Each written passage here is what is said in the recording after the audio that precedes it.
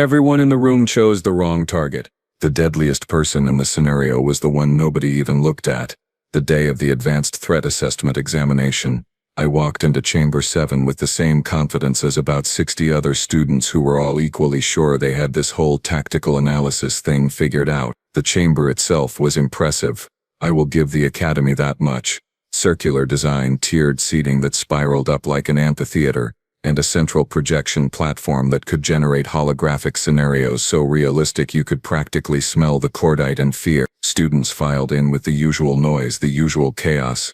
Kryllians stomped in with their excessive bulk, taking up 2 seats each because apparently their species never learned about spatial efficiency. The Vox contingent clicked and whistled to each other in their harmonic language, their chrome-plated skulls gleaming under the overhead lights. A cluster of mindweavers drifted in last, those creepy telepathic floaters who always seemed to be listening to conversations you were not even having out loud. I grabbed a seat in the middle section.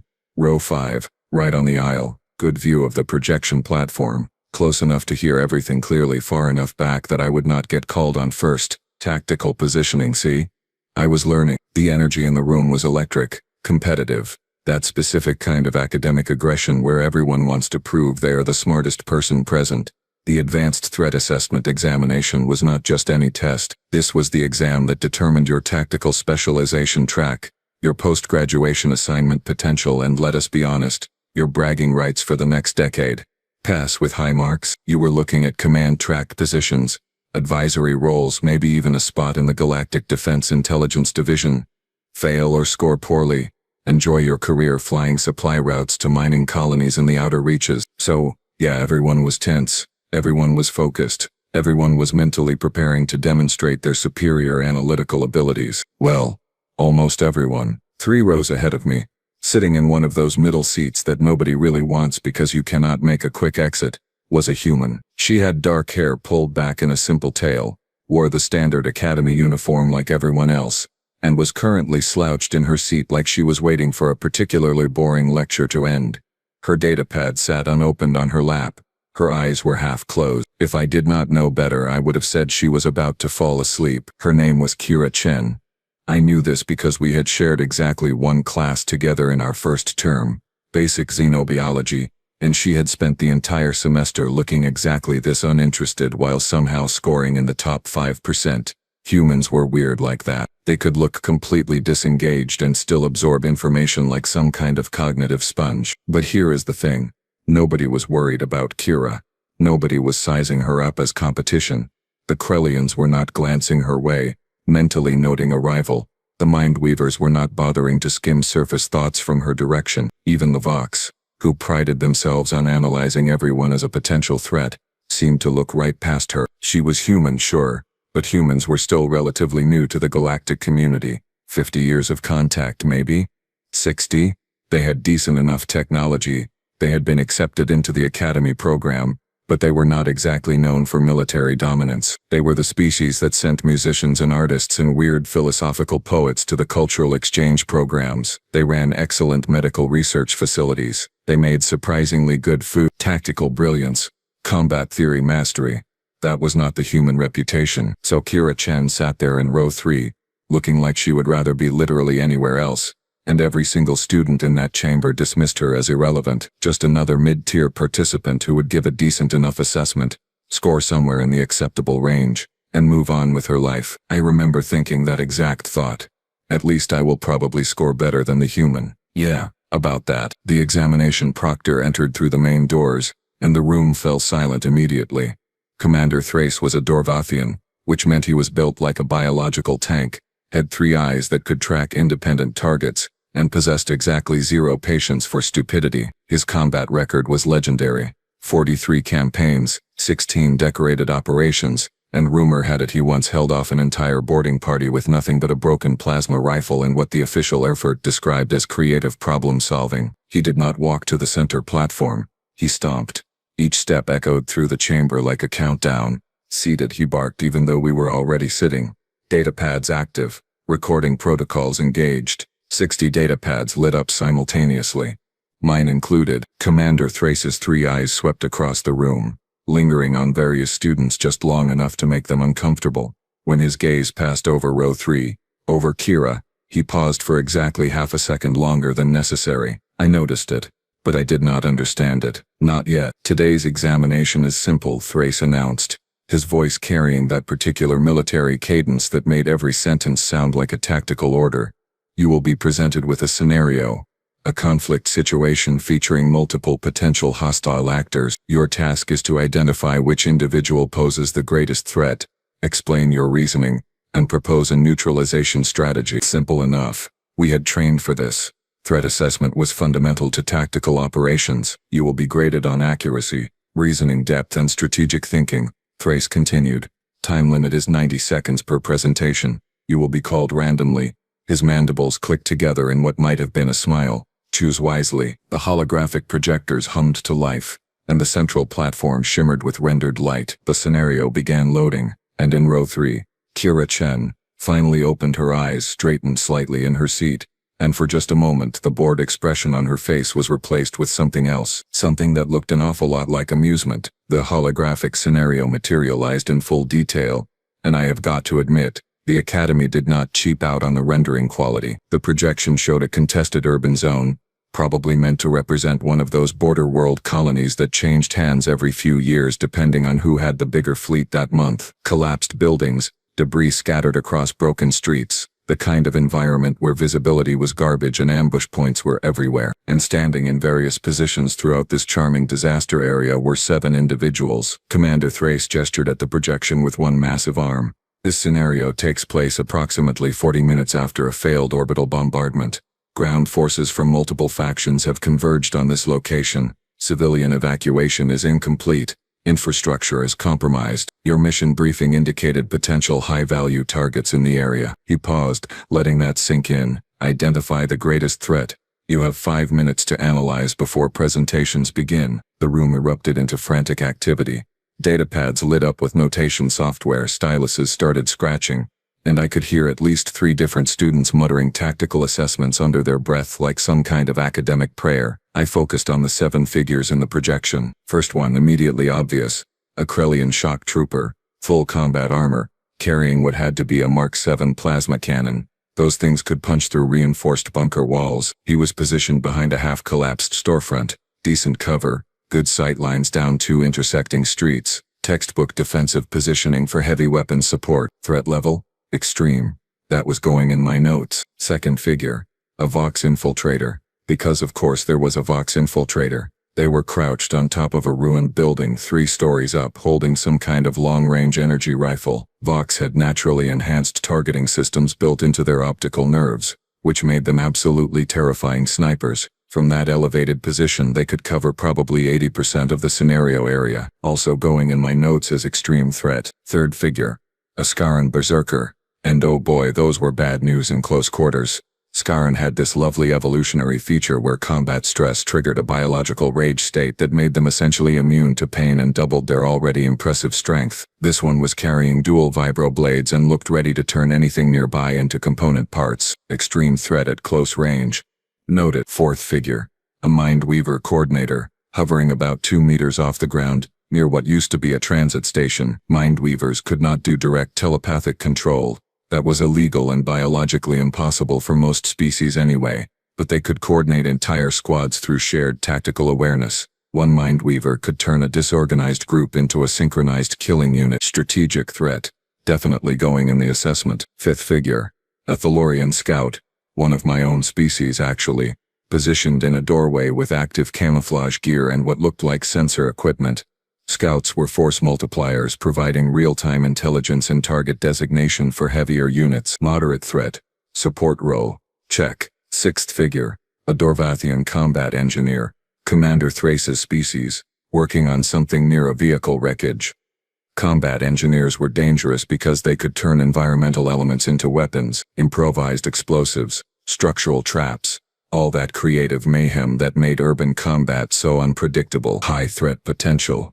Added to the list. And then, there was the 7th figure, a human, medical officer based on the markings on their uniform.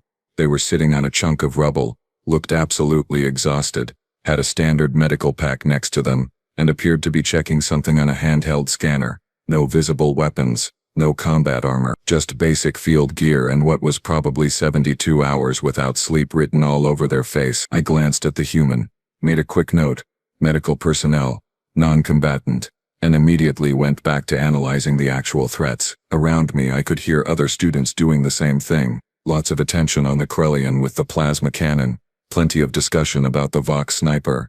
A few people were really focused on the Mindweaver, which made sense from a strategic disruption standpoint. Nobody, and I mean nobody, was spending serious analytical time on the human medical officer. Why would we? Look at the scenario. You had 6 legitimate combat-capable individuals with serious hardware and tactical positioning, and one exhausted medic who was probably just trying to figure out which wounded personnel to treat first. In row 3 I saw Kira lean back in her seat, arms crossed, watching the holographic scenario with an expression that somehow managed to combine boredom with something that might have been second-hand embarrassment for us. But I did not know that yet. I was too busy being confident in my threat assessment, circling the Vox sniper as my primary answer. Elevated position, long-range capability, species-specific targeting advantages. That was the obvious greatest threat. Anyone could see that. Commander Thrace stood at the edge of the projection platform, those 3 eyes tracking back and forth across the student body, watching us work. Time, he announced, and 60 students stopped writing simultaneously.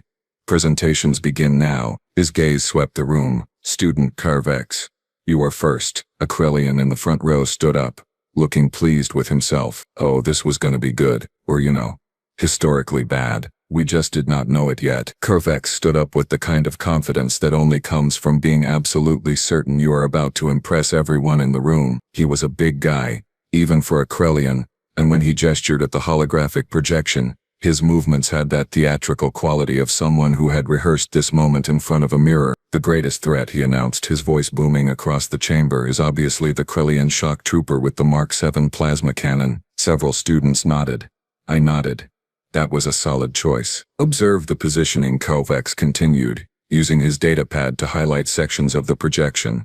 He has superior cover, dual street sightlines, and the firepower to eliminate light vehicles and fortified positions. The Mark 7 has an effective range of 800 meters in urban environments. From his current location, he controls 3 critical choke points, and can provide suppressive fire that would pin down any advancing force. Thrace watched impassively, 3 eyes unblinking. Furthermore, Carvex was really getting into it now. The Krellian physiological advantage in sustained heavy weapons operation means he can maintain fire longer than most species without fatigue degradation. My neutralization strategy would involve either long-range precision elimination via the Vox sniper, or environmental collapse of his position using the combat engineer's demolition capabilities. Carvex sat down, looking extremely pleased with himself.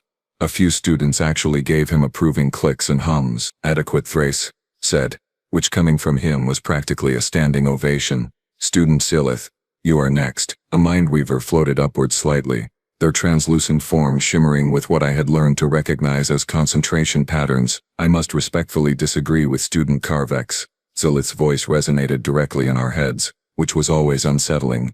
The greatest threat is clearly myself, the Mindweaver coordinator. Okay, points for boldness. I guess. A Mindweaver in a combat scenario does not function as a single combatant, Silith explained. We are force multipliers. Observe how I am positioned centrally, with telepathic range covering all other combatants. I can coordinate simultaneous actions, share sensory data across multiple viewpoints, and eliminate communication lag entirely.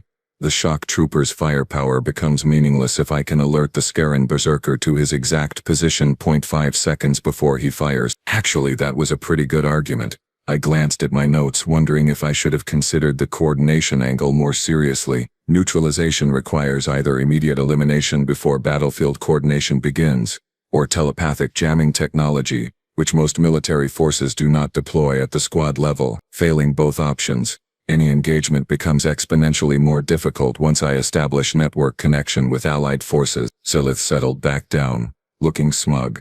Well, as smug as a floating telepathic jellyfish thing could look. Interesting analysis, Thrace commented, his tone revealing absolutely nothing. 3 more students presented. One chose the Vox sniper, spending 6 minutes breaking down angles of fire, kill zone calculations, and the statistical probability of first shot fatalities. Another picked the Scaran berserker, making a solid case for close-quarters lethality and the psychological impact of facing an enemy that literally could not feel pain. The third went with the combat engineer, arguing that environmental control and improvised explosives presented unpredictable threat vectors. All of them sounded confident. All of them had detailed tactical reasoning. All of them received that same neutral, adequate, or interesting from Commander Thrace, and all of them completely ignored the human medical officer sitting on that chunk of rubble. I checked row 3 again. Kira had not moved, had not taken notes, had not even pulled out her datapad. She just sat there with her arms crossed, watching student after student present their assessments with an expression that I was starting to recognize as barely suppressed amusement. That should have been a warning sign. Student Van. Thrace's voice cut through my thoughts like a plasma torch. Your assessment. Oh good. My turn to sound smart. I stood up, datapad in hand, suddenly very aware that 60 pairs of various optical organs were now focused on me. The greatest threat is the Vox infiltrator, I said, keeping my voice steady. Elevated position at approximately 12 meters. Long-range energy rifle with demonstrated accuracy at distances exceeding 1,000 meters. Vox optical enhancements provide target tracking capabilities that exceed standard military-grade equipment. I highlighted the sniper's position in the hologram. From this location, the Vox has clear sight lines to every other combatant in the scenario. First shot elimination probability on unarmored targets exceeds 90%. Even armored targets would face significant damage from sustained fire. Feeling more confident now, I continued. Additionally, Vox infiltrators are trained in position rotation and evasion protocols. Attempting to close distance for counterattack would require crossing open ground under direct observation. The shock trooper's plasma cannon lacks the precision for anti-sniper work at that range. The berserker cannot reach an elevated target.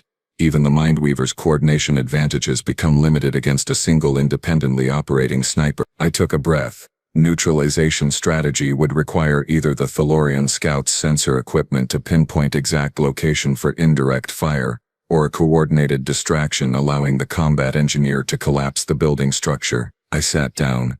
That felt pretty good, actually. Solid reasoning, tactical considerations, practical neutralization approach. Adequate, Thrace said. Several more students went. A Darvathian chose the combat engineer, their own species, making an impassioned argument about how underestimated environmental manipulation was in modern combat doctrine. A Scaran, predictably, chose the other Scaran, because apparently species loyalty was a thing even in academic exercises. Each presentation was detailed, confident, backed by tactical theory and combat statistics. The room was filling with that particular academic energy where everyone was mentally congratulating themselves on their analytical brilliance. We were all so smart, so well trained, so tactically astute. In row 3, Kira uncrossed her arms, stretched slightly, and yawned. Actually yawned. During the most important tactical examination of the term, this human looked like she was watching a documentary about paint drying. A few students noticed. I saw a Krellian 2 rows back glance at her with what might have been contempt. Like, look at the human, does not even care enough to pay attention. Commander Thrace's 3 eyes tracked across the room one more time. Students were starting to relax, figuring their presentations were done. They had performed adequately. Time to coast through everyone else's assessments. Then Thrace's gaze locked onto row 3. Student Chen, he said, and something in his tone made the entire room go quiet. You have been remarkably patient. Please, share your assessment. Kira stood up slowly, like someone who had been waiting for this exact moment and was going to savor every second of it. She looked at the holographic projection. Then she looked at us, and she smiled. Not a friendly smile. Oh no! This was the smile of someone who was about to ruin everybody's day and enjoyed doing it. Well, Kira said, her voice absolutely dripping with sarcasm. This is going to be fun. Kira walked down to the central platform with the kind of casual energy that made it very clear she was not even slightly intimidated by this whole situation. She stopped next to Commander Thrace, glanced at the holographic scenario, then turned to face the rest of us with that same dangerous smile still plastered on her face. Okay, she said, dragging out the word like she was about to explain something very simple to very small children. So, I have been sitting here for the last 20 minutes, listening to all of you pick your favorite shiny target and convince yourselves you are tactical geniuses. And I have got to say, it has been absolutely fascinating. Like watching people fail the same test in 60 different ways. A few students shifted uncomfortably. I saw Kovex's expression darken. Kira pointed at the Krellian shock trooper in the hologram. Let us start with everyone's favorite. Big guy, big gun, big obvious threat. Calvex. You spent 6 minutes explaining how dangerous this guy is. Know how long he would last in actual combat? She paused for effect. 12 seconds. Maybe 15 if he is lucky. Carvex started to object, but Kira just kept talking, her voice cutting through the room like a scalpel. That Mark 7 plasma cannon weighs 42 kilograms, requires a 3.5-second charge cycle between shots. He is positioned behind a storefront, which means his back is to a building with windows that provide access. His cover is frontal only, which is great if everyone attacks from the street like polite little soldiers, but absolutely useless when someone comes through the building behind him. She zoomed in on the hologram, highlighting structural details. Look at his stance. Weight distribution is all wrong for rapid repositioning. He is set up for sustained fire down those 2 streets, which means he is committed to that position. One flashbang through the window behind him, he is blind and deaf. 2 seconds later, he is dead. That plasma cannon becomes a very expensive paperweight. The confidence in the room was starting to evaporate like water on a hot plate. Kira turned her attention to the Vox sniper. Silith, you made a decent argument for the Mindweaver, but half of you picked the sniper. So let us talk about why that is also wrong. She gestured at the elevated position. Yes. Great sightlines. Yes, excellent targeting capabilities. Also, completely static positioning with exactly one access route to that rooftop. See that stairwell? That is the only way up or down. The Vox is 3 stories above ground level with no rapid exit strategy. You know what we call that in actual tactical operations. Kira's smile got wider. A coffin with a view. Several students were taking notes now, and not the good kind of notes. The oh no, I got this completely wrong kind of notes. Vox biology requires a stable firing platform for those fancy optical enhancements to work properly. Kira continued. Absolutely ruthless now, which means the sniper cannot reposition quickly without losing targeting efficiency. 1 smoke grenade blocks visual acquisition. 1 incendiary round forces evacuation from that position. And the second they start moving down that stairwell, they are in a fatal funnel with 0 cover and predictable movement pattern. Combat effectiveness drops to basically nothing. I was starting to feel a very uncomfortable sensation in my primary stomach. The one I use for digesting food, and apparently my own arrogance. Kira was not done. Not even close. The Scaran Berserker, she said, shaking her head. Oh boy. Yes, very scary in close quarters. Dual vibroblades, pain immunity. Lots of rage. You know what else the Scaran have? Predictable attack patterns driven by biological imperative. They charge. That is their whole thing. They charge at the nearest threat with maximum aggression and 0 tactical flexibility. She highlighted the Berserker's position in the hologram. Current location is in an open plaza with 40 meters of clear ground in every direction. You know what happens to a close-quarters combatant with no ranged capability when they are standing in an open kill zone? They become target practice. 12 seconds. Same as the shock trooper. Probably less because they will literally run toward whoever is shooting at them. My second stomach was getting involved now. This was becoming physically uncomfortable. The Mindweaver coordinator, Kira said, looking directly at Zilith. You made the best argument out of everyone here, I will give you that. Force multiplication, shared awareness, communication advantages. All true, all tactically relevant. Zilith's form brightened slightly. Something like vindication, also completely irrelevant. Kira continued, destroying that moment immediately, because Mindweavers have an effective telepathic range of about 50 meters in urban environments with all the electromagnetic interference, and you are hovering 2 meters off the ground, which makes you the most visible target in the entire scenario. No cover, no concealment, limited mobility. First thing any competent squad does is eliminate the coordinator. You die first, always, because you are both the most valuable target and the easiest one to hit. Zilith's form dimmed considerably. Kira pointed at the Thalorian scout. Scout is positioned in a doorway with active camouflage. Great, except active camouflage creates a thermal signature, uses power cells that emit detectable radiation, and provides 0 protection against area effect weapons. 1 thermobaric grenade into that doorway, camouflage does not matter anymore. Also, scouts are lightly armed support personnel. Useful?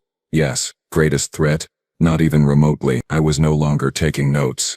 I was just sitting there watching my entire tactical assessment get systematically demolished by a human who looked like she had been half asleep 5 minutes ago. And the combat engineer, Kira said, turning to the Darvathian in the hologram. Environmental control, improvised explosives, creative problem solving. Sure. No, what else? They are crouched, next to a vehicle wreckage, working on something, which means they are distracted and stationary. Engineers are dangerous when they have time to prepare. This one is exposed, focused on a task, and not maintaining situational awareness. Combat effectiveness in the next 30 seconds, basically zero. The room had gone completely silent.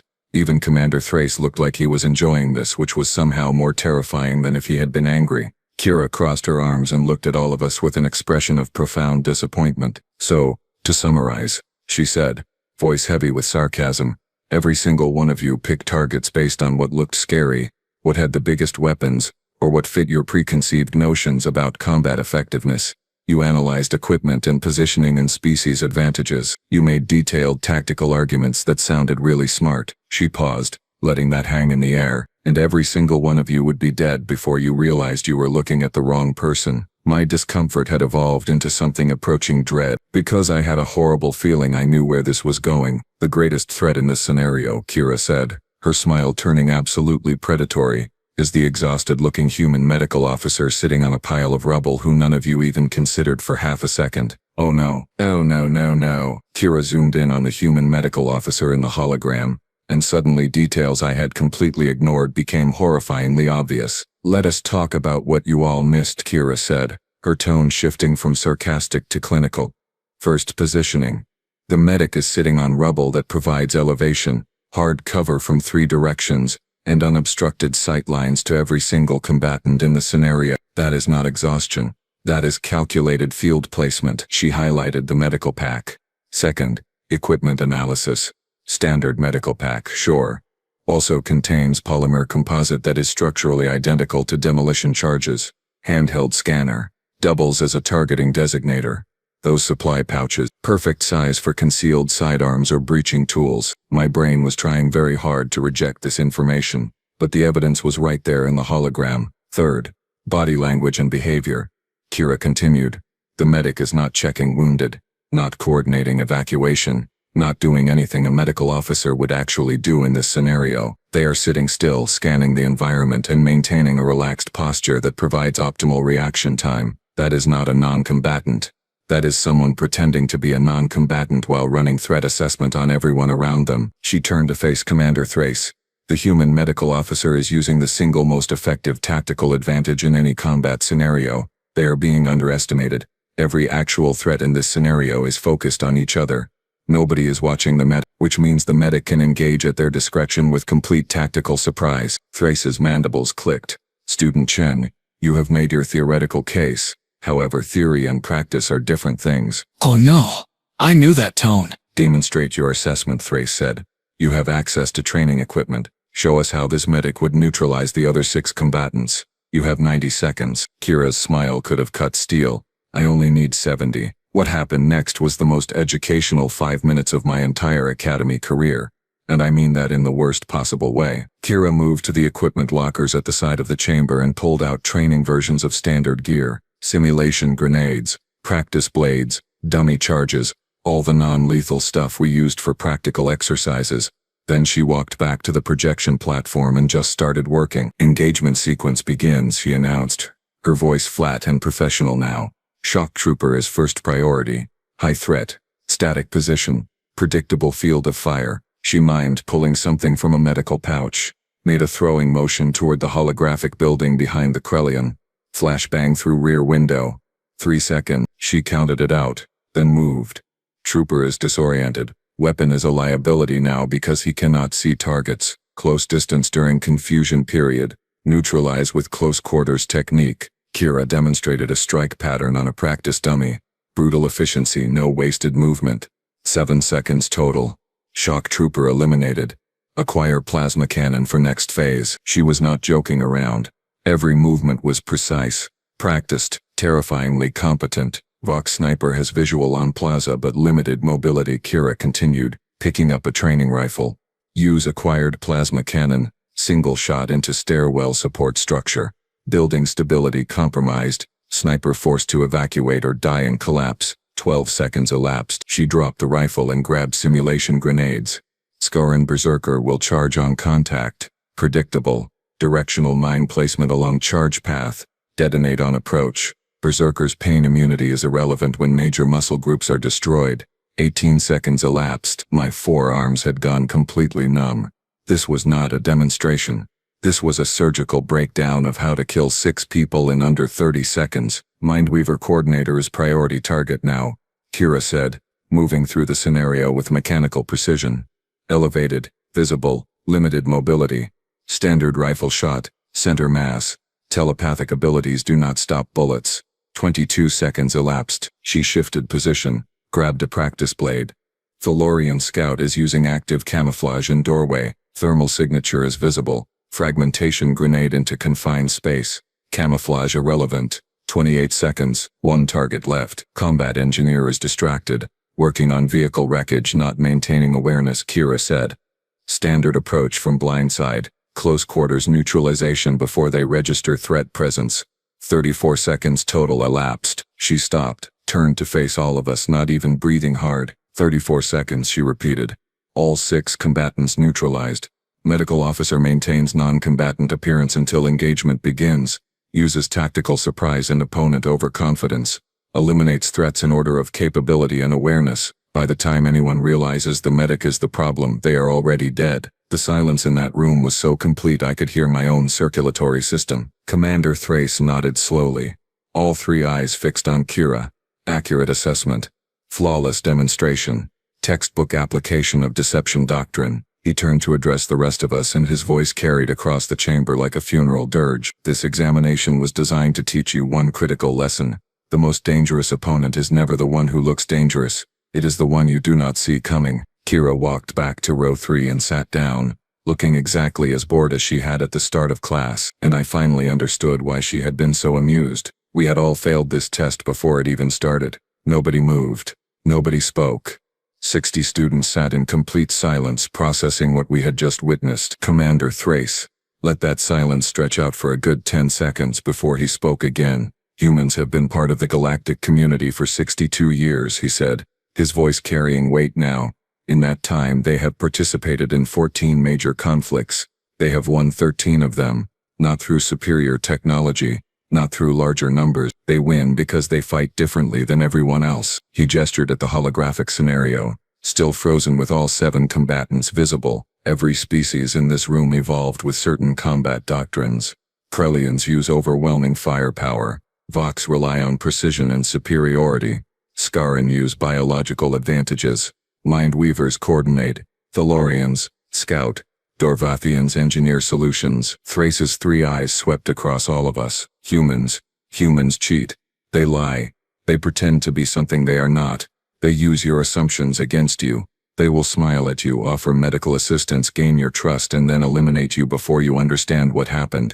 This is not dishonorable. This is survival evolution from a planet that tried to kill them for 200,000 years. I looked at Kira, still sitting in row 3 with that same bored expression, except now I understood what I was actually looking at. Not disinterest. Assessment. She had been evaluating every single person in this room from the moment we walked in, running threat calculations, identifying vulnerabilities, planning engagement sequences, and we had dismissed her as irrelevant. The greatest tactical mistake you can make, Thrace concluded, is assuming you know which target matters. Underestimating Earthborn species is the fastest way to become a casualty statistic. Remember this lesson. Your life may depend on it. Class dismissed. I walked out of that chamber with a new understanding burned into my brain. Never, ever assume the quiet one is not the dangerous one. Never assume the person who looks harmless actually is harmless. And never ever underestimate a human who is sitting calmly in row 3, watching you make mistakes, because they are not bored. They are just waiting for you to finish being wrong.